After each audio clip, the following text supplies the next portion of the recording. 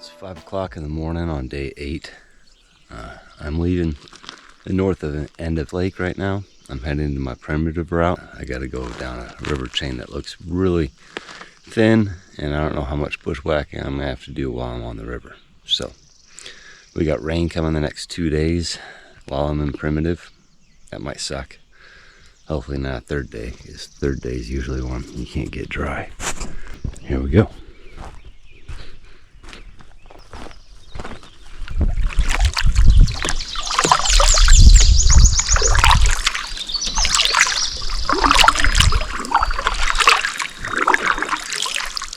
It has taken me an hour and a half to find this port. I originally just went straight up the rock, came back, too much taking a canoe. Went on the cliffside over there, looked for the old port from 20 years ago. Finally I found it. You want to see it?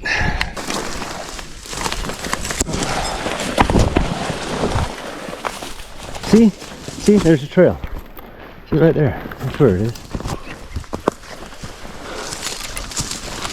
I'm fitting a canoe through here. It's gonna be fun. What kind of footprints are these? I don't know if anyone can tell me.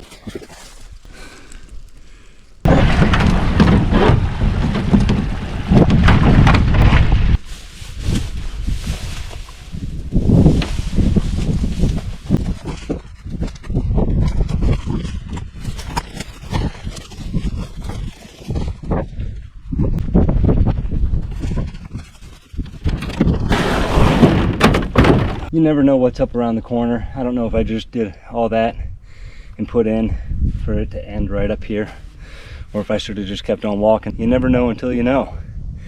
And when you do know, no reason to get pissed off. Just go with whatever you have, because it is what it is. Okay, it's a little hard to navigate with all these little streams connected together, but I found it. Starting to get a little tired.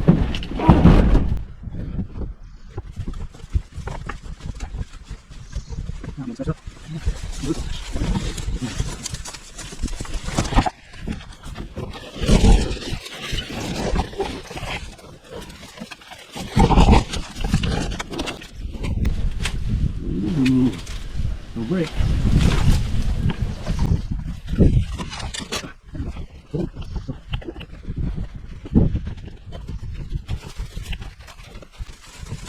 Water? No.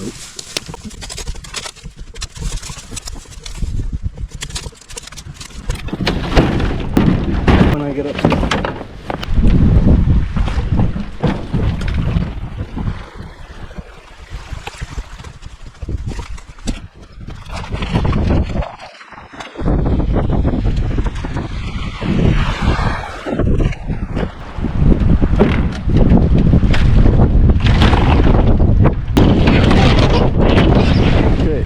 here last night in the rain. It was pretty dark due to the cloud coverage. I went around the whole perimeter of lake. There's nowhere to set up camp. Absolutely nowhere. But there is a little tiny island on the east side. And that's what I made do of. So here I am looking at my port of 2.5 miles of a creek that I'm gonna have to follow until I get to the lake. Here, this is what I'm looking at. That right there is the beginning of the lake. It should go up. Wait, no. That's as big as the island is. And there's the end. Yep. Good morning. It just stopped raining. I'm gonna start making my trek on the creek that leads into the lake. The first mile of it, I think, is what you see here. Me going through stuff like this and other terrain. And the second mile, mile and a half of it, I believe, is mostly open water. But this is as far as I can go with my canoe. This is just an exploration because I don't want to bring all my bags and everything, because there's supposed to be heavy rain parts of the day. And I don't want to go halfway and get stuck and have to set up somewhere in here. Right now I got camp that's ready. It's away from here, but here we go. very heavy moose territory. I mean, there is paths everywhere. By the way, I wear rain gear, not only because it just rained yesterday, but because whenever I'm trekking through bush, it just, everything glides off of you so much easier. I also wear my waterproof socks with my Keen sandals. So I'm waterproofed pretty good. What I'm looking for is just making sure I can bring my canoe through all this. This is a burn area, so once we get out of these lowlands, there's gonna be a lot of down timber, a lot of down trees. So I'm trying to stay in these lowlands, also because they're open like this. But I don't want a bear or a moose to pop up. Trying to give them adequate info that I am here.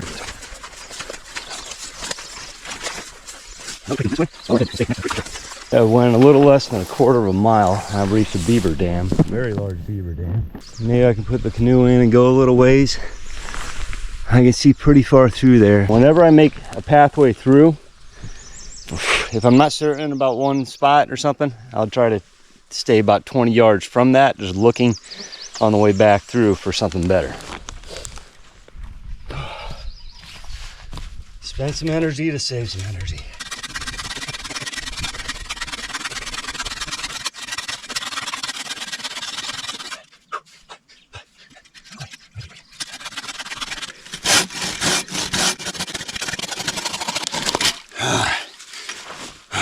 Just snap off, please. Son of a bitch.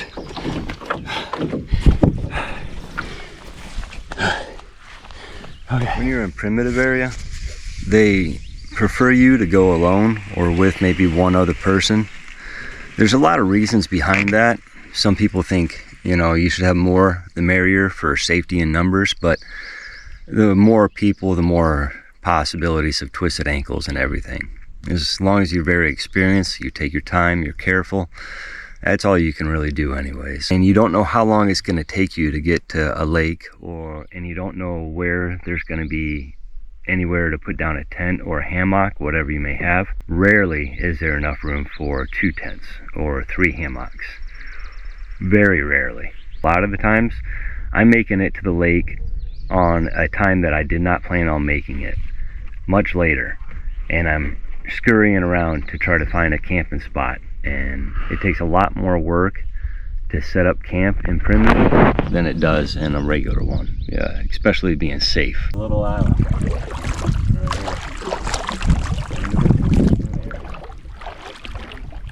There is so much sign of moose around here, it is crazy. Okay, it's like day 12, and I'm on Soap Lake. Been here for a few days now. Been trapped by rain, heavy rain. I got here in heavy rain, had to set up in heavy rain. That sucks to do in primitive. More rain on the way, so I might be stuck here another day, which is gonna put me back for work, because I don't know how long it's gonna take to go through this creek. I don't know how long it's gonna take to bushwhack up to. So here I am. This is the only place to make camp at, is the island, and there's a small little nook created for it, perfect for 1-2 people. The rest of the lake is all just bog and then cliff sides. Just like my video for Snowbank, you never know until you know. Like, you can take that, it might end 100 yards in, and then you'll be going through bog. Maybe the bog ends and you got cliffs, and you'll have to port and make bushwhack up through the cliff to the top area and then back down. A lot of possibilities for what could happen, or it could open up and just be beautiful. Beautiful 2.5 mile stretch of creek, which probably won't. Quote that I heard a long time ago that I really like: only because of those who push too far will one ever know how far you can go, or the limit is. Let me show you around El Casa Mike on the island. I always like scraping the ground as much as possible, and I'm going to be somewhere for 2-3 days. That way, if I do misplace something, I know it's not going to be too hard to find. Rain gear already, socks hung up drying, everything else dried out. A little fishing station. These trees, they're all so young, so they bend when you put a hammock and weight on them. So what I do is I tie one off to another one just for more support. And when I tie it off from the angle it's at down to the base. There's a lot more support so that one doesn't start giving.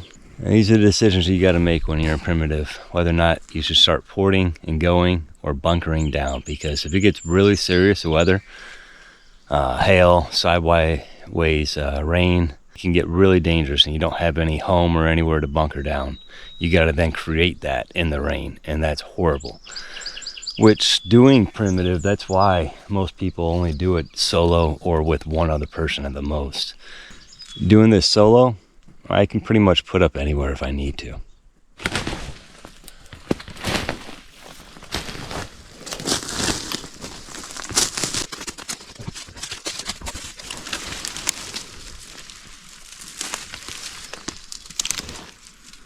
What's down there? Obviously, I gotta find out.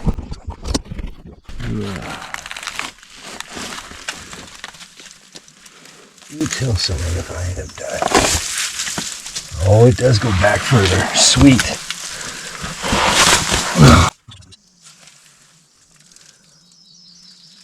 Oh, no way.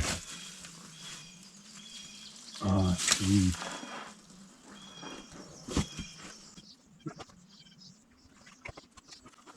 Middle of June. Want some ice? Come on down, I'll show you.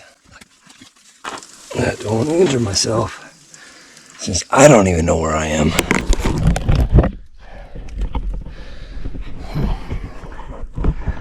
Okay. Oh.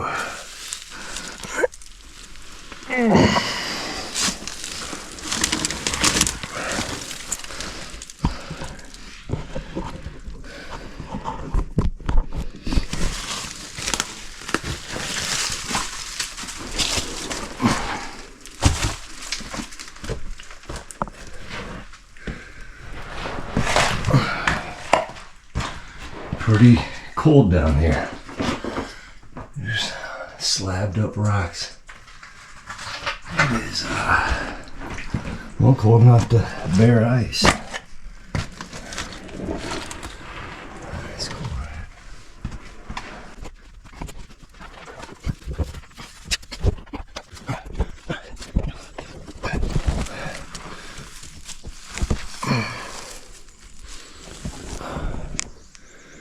Well, I guess that's here, huh? Wow.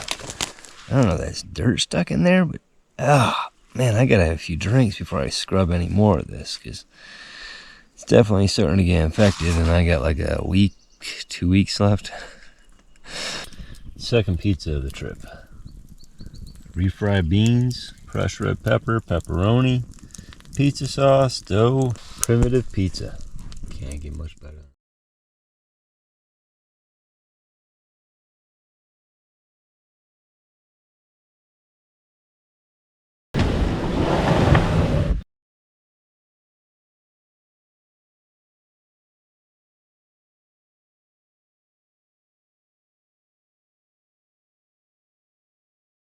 Don't get scratched up.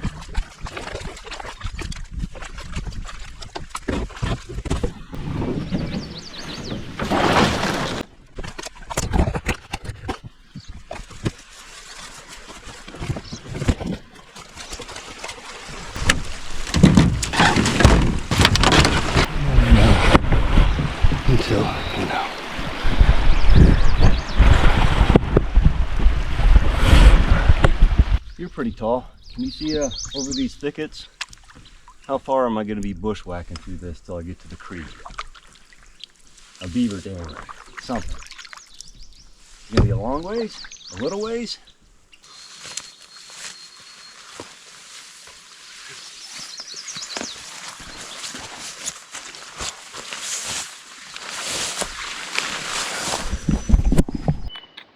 What are you? Hi, buddy. Look defensive.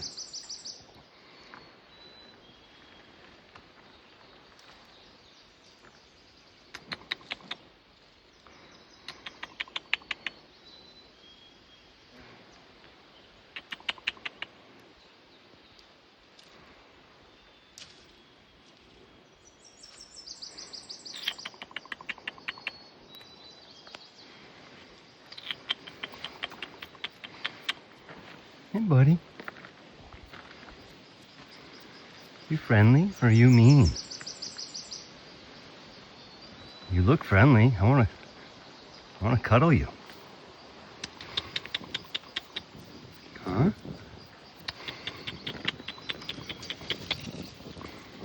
Jeez.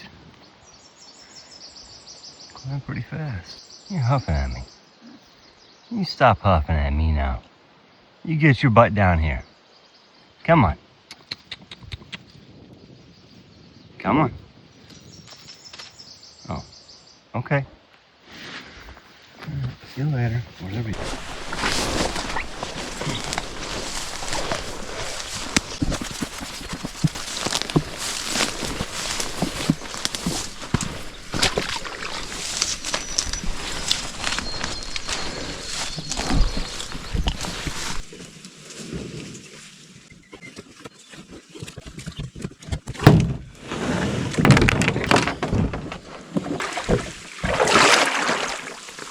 I've gone about a mile and a half.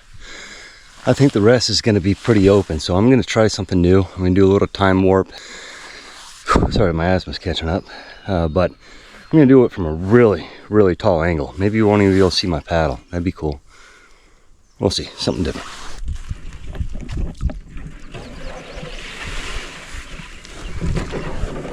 My only worries in spots like this, other than of course twisted ankle, getting sick, all those things. If a baby moose or a baby bear came down through these hollers here, I think all animals know that I'm really friendly. Young ones are usually, they don't really know any difference, and they will come up to you.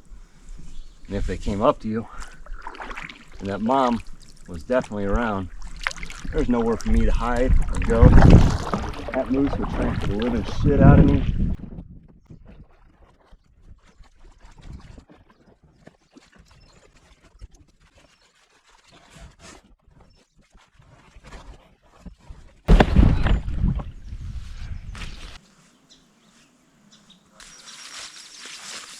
When you're going through a primitive area, especially with a bear barrel, because you got a lot of shifting weight in that, it's not exactly flat on your back and square. A lot of uneven territory, especially in marshes, due to water runoff, roots, and also moose tracks. Your bear barrel and your backpack all have straps like this here.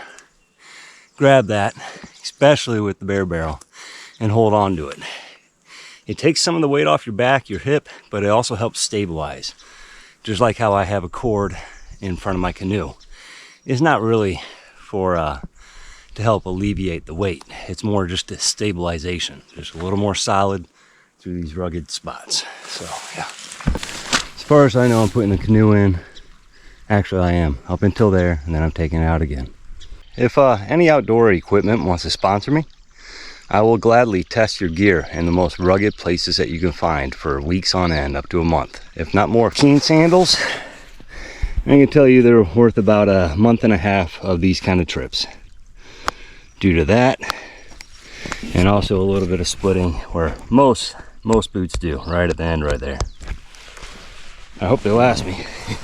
If not, be walking with a lot of duct tape around my sandal. Every time before I go, I always tighten these even more. Even if it was just right back there, I just tighten it. I'm gonna do it again.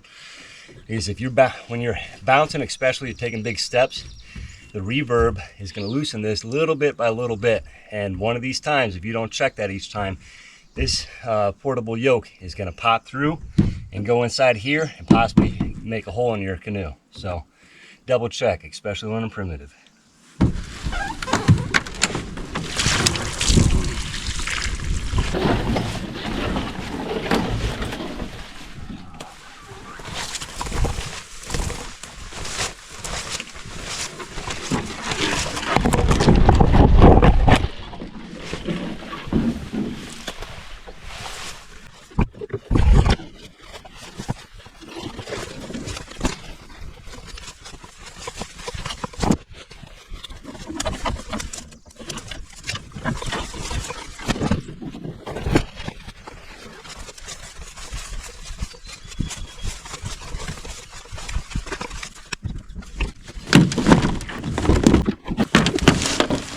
There's been no traces of a trail or anything except for the very first port like 4 days ago. Can't figure out why they would put all that work into making a sled though for a canoe this far out for such an easy little port or beaver dam.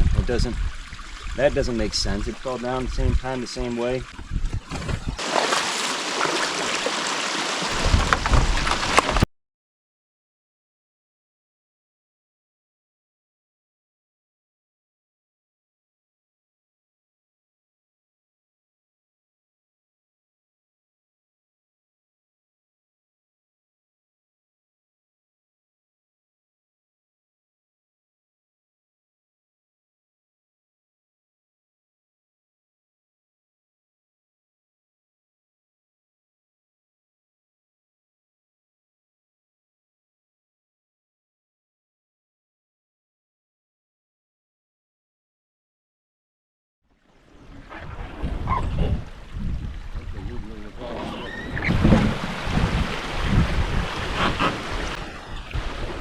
Maybe somewhere, if you see those two hills, how they come together and another one behind it. If you look at topography maps, that's how you find out where you are, at least one of the main ways. So there's 1, 2, 3, 4 hills. You got one right here to begin with, you got one behind that, and another one equal. Those two come together as a V, and another one back behind that. Look on your topography maps, you find each one of those tops of the hills, and you triangulate. You figure out what is going to be your best path to make it through there. What I'll do is my first day, I won't bring anything with me except for a saw to cut down dead limbs and everything that's going to poke a hole in my canoe as I'm carrying it. I'm just going to beeline it, not even look for the best path. I'll just beeline it straight north till I get to the lake. I'll pay attention to my surroundings, but I'm just trying to make it straight to there. Then on the way back with nothing except for my pack, or except for my saw and Garmin radio, I'll be looking for a good path. The second time I go through, I'll bring one of my packs. And then I'll look for a better path, but I'll only be about 20 yards from that path. If my path is a little dicey, I'll jump off another 20, 30 yards the opposite way and try that with my pack, because pack's not super hard to get through stuff. On the way back, I'll be looking for something a little better because I'm not carrying nothing. And I'll go through with my next pack, do the same thing, come back through, same thing. By then, I will know the best way to take my canoe. And then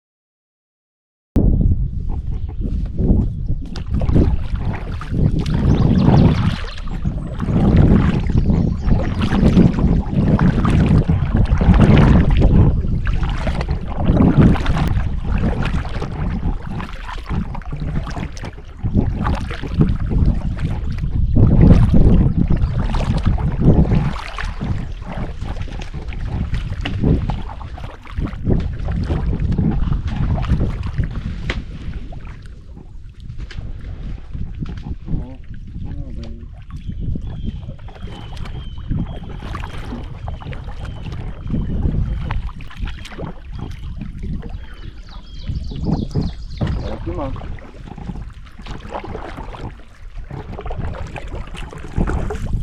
No.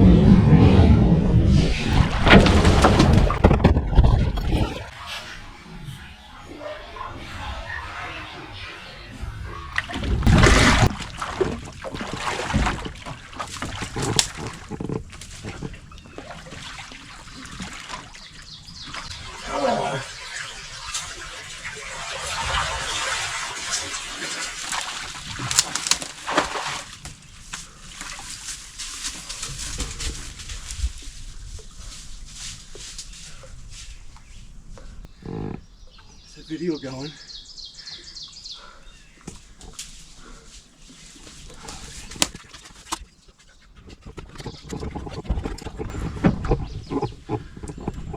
One of the reasons why I work out so hard year-round, not only because it helps me with my job, what I do, but also it helps me get further to where I am in these explorations without being completely exhausted. Like, I try to keep the endurance and the stamina is what I focus for when I'm training. My biggest focus and biggest goal while I work out, it used to be, and it's still in my head, is my old dog Duke. He was a Great Dane. He passed away last year, and he meant the absolute world to me. I worked out with him on my mind almost every day, thinking that when he gets older, and this was years before he got old, when he gets old, I'm going to be strong enough to pick him up and take him outside. I'm going to be strong enough to take him to the vet, pick him up, anything he needs. I'm going to be strong enough for that.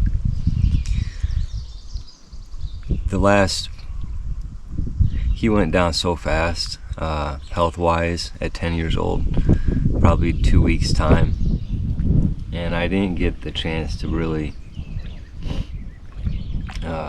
use what I have been working out for so long to carry him around and take care of him. It wasn't a long time I got to take care of him before.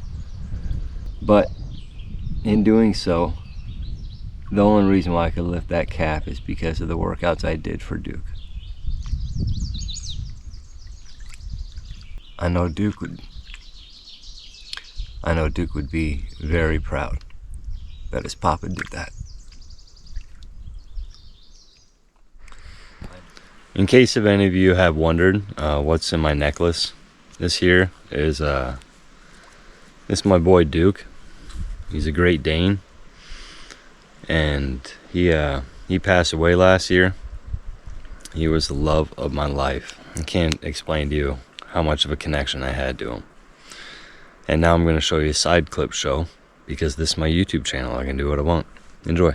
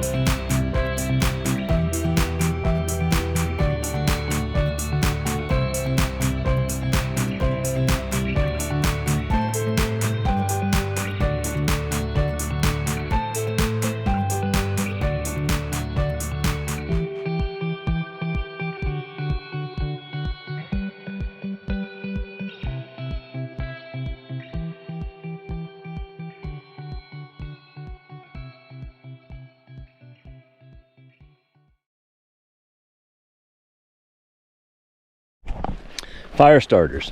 This is my go-to every single time. Cotton balls, Vaseline, and tiki torch fluid.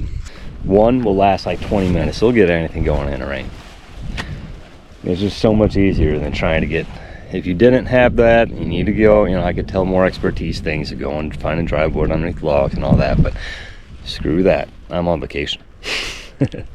Always make sure there's no jagged rocks or anything below your hammock, but if something were to happen, I don't know, maybe a tree breaks, lands on this tree, and who knows. But if my hammock was to break and fall down, I don't want to get an injury all the way out here. Like my 7th trip or something like that, at the campsite right by Curtin Falls, and I had an old guy, probably in his 60s, late 60s I'd say, fully gear packed up, 2 packs, like a huge hatchet, everything. good to go for a month, month and a half. He came up to my campsite and he was lost. And I asked him where his map was, why he was lost. He said because he had to go off his map because he was in a hammock and he just had paracord instead of hammock straps, and it broke and he landed on a rock that was a little jagged and messed up his back so bad he didn't want to port. So he had to make a whole nother route outside of his maps that he already had to get back, just to take the least amount of portages, just paddling only, mostly paddling, because it's all open water there. You could take the Canadian border there. So I don't want to brag or nothing, and I'm not a professional, but I've been working on it. I'm going to do a triple front flip. Be my first one I've ever done. Rate me.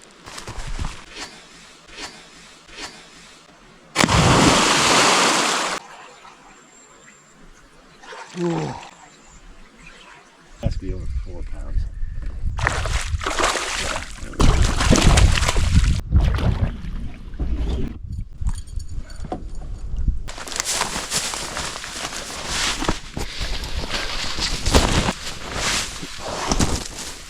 Right now I'm just exploring.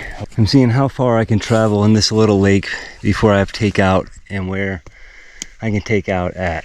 I'm not trying to make a path or anything. I'm just trying to find out where point B is going to be and then work my way back. Beavers, they love birds. So I'll cut down these long trees, drag them all the way to the lake and around this corner. See all the broken branches from them doing. That's an easy slope to take them down. Jeez. So, exploring my way to lake.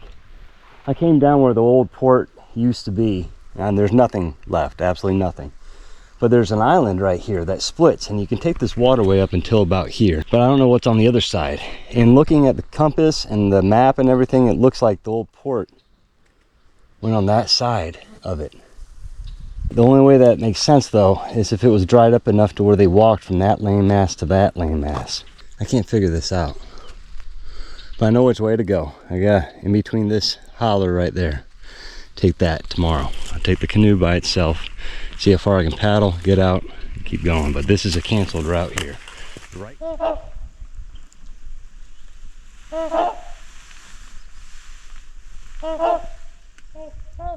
So I came to the conclusion, I think these snow geese are quacking at their own echo, echoing off of a canyon up that way. And there's no predators or nothing else there should be in the water up there that I can see. I mean, what, a bear swimming? I'm pretty sure they're just quacking at their own echo. There's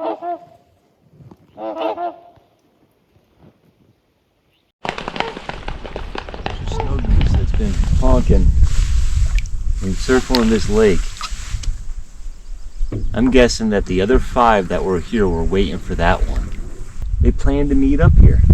That's gotta be it. That's it. Look at him. Buddy, you're late, buddy. Poor guy. He's all alone now.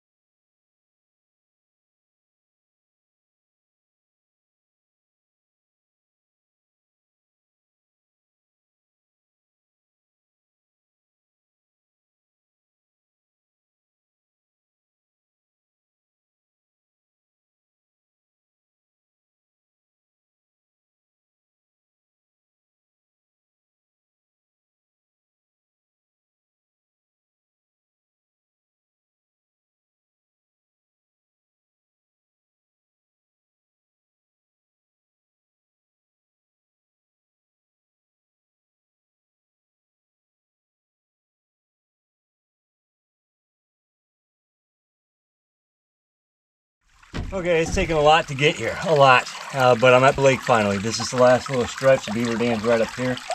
It's quite a proper beaver dam, I'd say.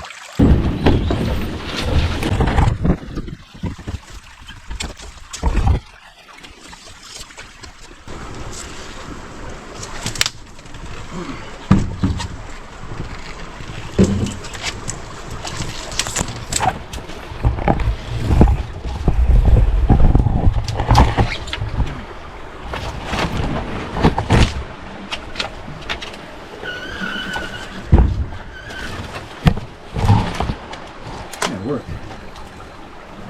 I'm not dying. This is probably as far as I'll go. Lake, I think. See what kind of fish are in here. Okay, so I decided to go a little bit further than the lake today. I think this will be the last time I'll ever be this far. 4 o'clock now. I think it took about 3 hours to get here. So I gotta leave within an hour. See what we can find.